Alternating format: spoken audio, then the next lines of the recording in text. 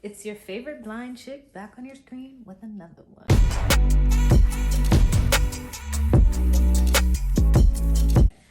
What's up, loves? It's your favorite blind chick back on your screen with another one. The setup is different since I'm going to show you how I record and post my pods today. I figure since Pod Tuesday is a thing in the pod world, I'd bring it over to YouTube land and show you guys what I do, how I am on Authentic with Alicia. Going forward, I'll probably just post the episode itself, but for this first Tuesday, I figured I'll show you behind the scenes, the ropes of how I do everything in case you're looking to start your own podcast too.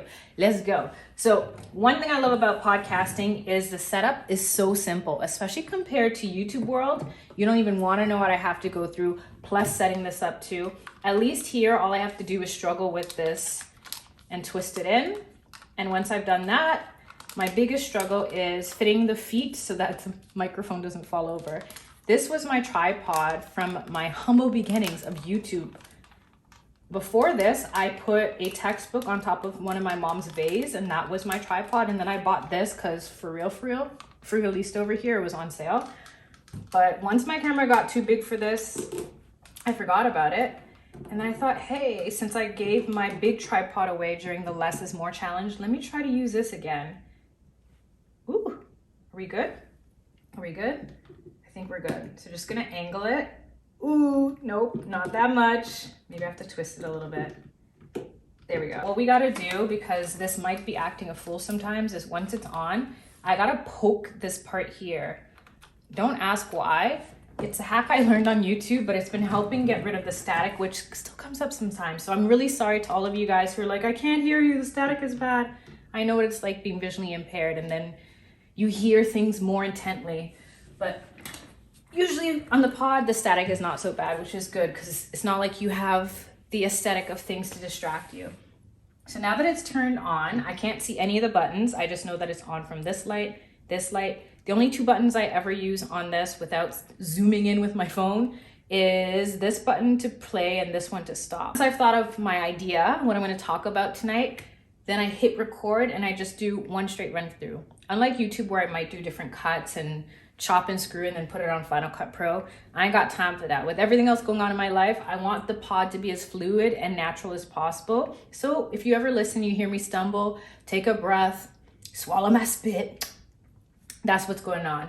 I have my water here. I like to take a sip just before I record. You gotta stay hydrated. If I ever have so many ideas that I don't know what to do with them, or I don't have an idea of what I want to pod for the night, I put it here. So tonight, I'm torn between two. I really want to talk about resilience with you, but at the same time, I want to go back to basics and talk about the power of being yourself. 5, 4, 3, 2, 1. Even if you're not a content creator, I'm sure you can relate. Hey, you're listening to the Authentic with Alicia podcast. I'm your host. You can call me A for short. This episode is brought to you by nothing, because ads suck. So to keep this pod ad-free, you can head over to Patreon where you get double the pods for $5 monthly. I'm so excited for this episode tonight. Call it a UCast. I'm posting it on YouTube. So I'm really excited about this. I don't know why, but bear with me. So as part of 30 Days of Blind, I figured that we should talk about what it's been like to be a content creator for the last decade, the shifts in my spirit, how it's crafted and changed my character, how it's helped me build and grow, all of that stuff. So the first thing I want to say is I want you guys to guess what the worst part of being a YouTuber is. I'll wait for it. If any of you have guessed trolls, you were wrong, unless the troll is myself.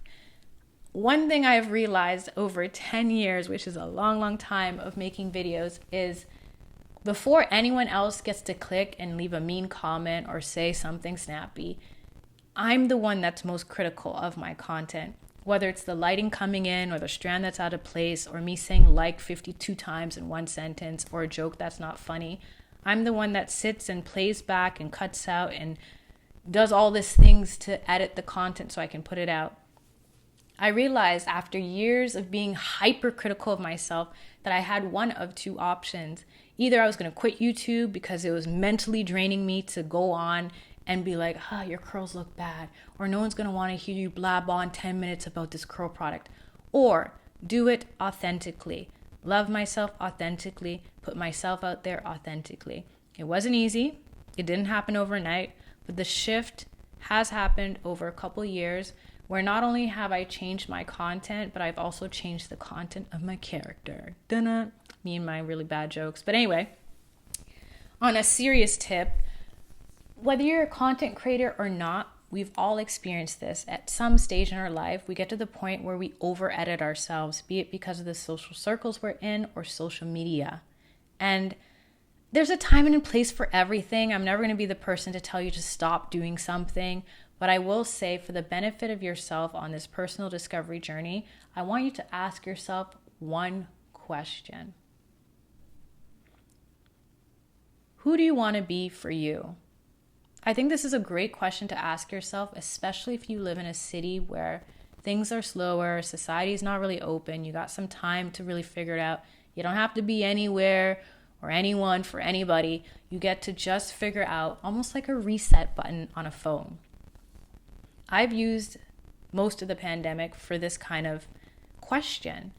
And although I've already done the work years before things locked down, I've also used this time as an opportunity to ask myself, why are you so hard about this? Or why do you get so critical about this? Or why do you think people care about this?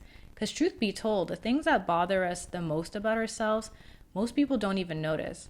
And if someone else notices, we'll talk about this more in another episode, but usually it's because it's something they see in themselves, or it triggers them because of something they've been taught is so far from what they should be.